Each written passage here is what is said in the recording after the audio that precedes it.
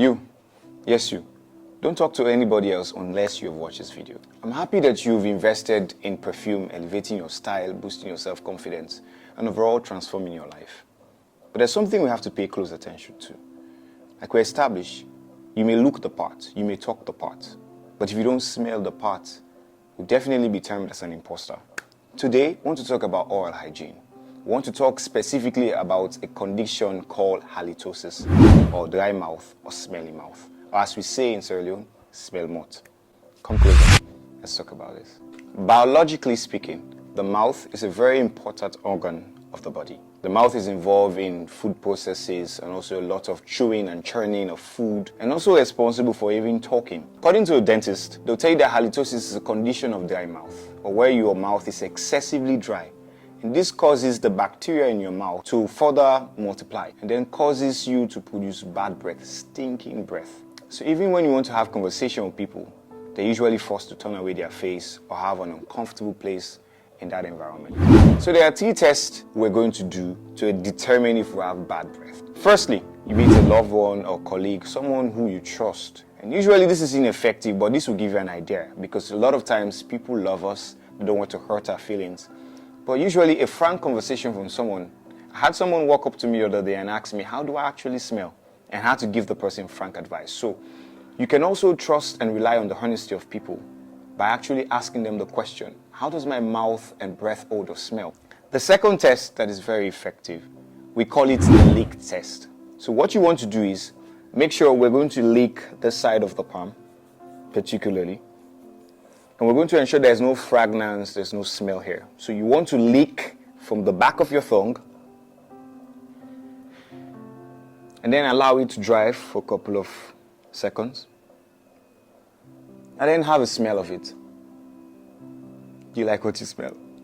This usually will give you an idea about the state of bacteria in your mouth and the condition of your breath and also of your overall oral health.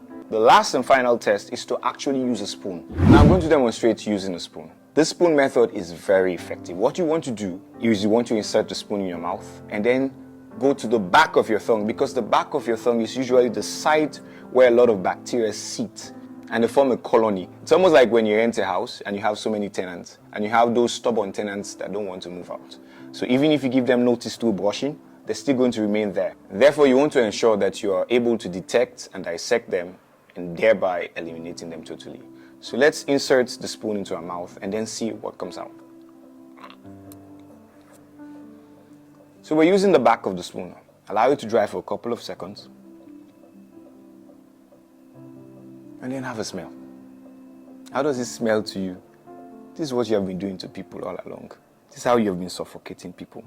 So let's discuss halitosis in general. There are several factors that could be responsible for halitosis. Now, this is very, very common. It's based on my observation, actually. I've noticed that 60-70% of young people ignore this part.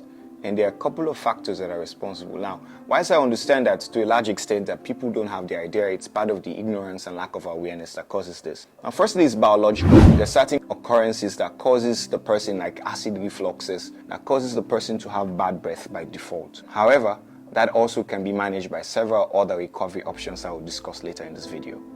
The second option is that you are not always hydrated, thereby causing a perfect site for the bacteria to grow and to multiply. The third reason why you could have halitosis or bad breath is because you have poor oral hygiene. That means you're either not brushing enough or you're not even brushing your teeth. So ideally, your toothbrush should be changed every 3 months as recommended by the dentist. It's sad to say that some people have not changed their toothbrush since the start of the year. So that means you have to be paying attention if the bristles of the toothbrush are fading off. You want to ensure that also that you choose a very soft, rounded brush. Don't go for extra smoker hard toothbrushes. These tend to bleed your gum. And when they bleed your gum, they provide an easy way for bacteria to easily infect the gums and also causes some tooth infection and then can cause gingivitis and some other complicated oral health conditions. This is called a floss. It's very important. Earlier we stated that when you eat food, there are bits and pieces left in your mouth. Washing it alone or brushing it alone is not enough. You have to ensure that you floss daily. So for example, if you eat like meat, if you eat like fish, If you eat like certain food substances that leaves a trace that gets jammed in your teeth, you have to use a floss. Highly recommend, because it's some of these residues that remains in your teeth that decays and then leads to complications later on. Another thing to consider is what we call the tongue scraper. Now, if you can invest in anything regarding your health, regarding your oral health in particular, you have to get a tongue scraper. Having a toothbrush is important, but then pairing it up with a tongue scraper is a life changer. From the test that we did, you will notice that we had to scrape from the bottom of the tongue. Now, the toothbrush cannot accurately go in between the tongue without you gagging or having some certain type of reflex. So you want to have the tongue scraper so that it can adequately remove every single bit of buildup in your tongue. The fourth reason why halitosis is probably persevering in your life is because you don't use mouthwash.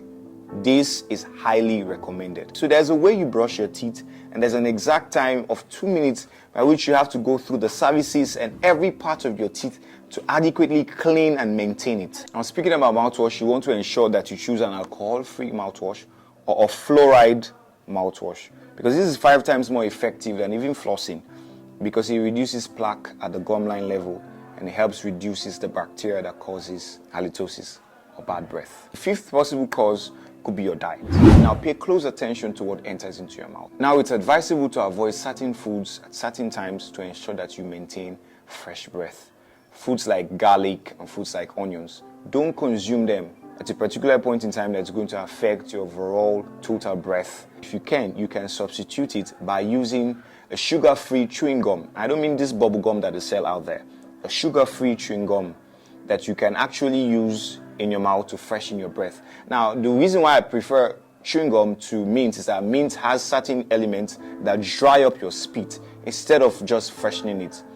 But what you want to do is that you want to use chewing gum, and the process of masticating it release or induces saliva, and that saliva acts as a lubricant to kill up and to loosen up the bacteria. And finally, try to set up an appointment with the dentist. I know as Sierra Leoneans we're not used to this whole dental hygiene thing, but it could change your game if you set up a dentist appointment to see how your teeth is, to see how many cavities are there, and see what areas, what stains, what plaque, and what certain type of disease that could be healed or could be cured or could be easily managed before they extract your teeth out permanently or before it causes some life complications for you. So if you're serious about really upgrading your life, if you're serious about smelling fresh, if you're serious about always making that lasting impression in the lives of people, please stay away from halitosis and also smell good. I wish you the best. I'll see you in the next episode. Peace.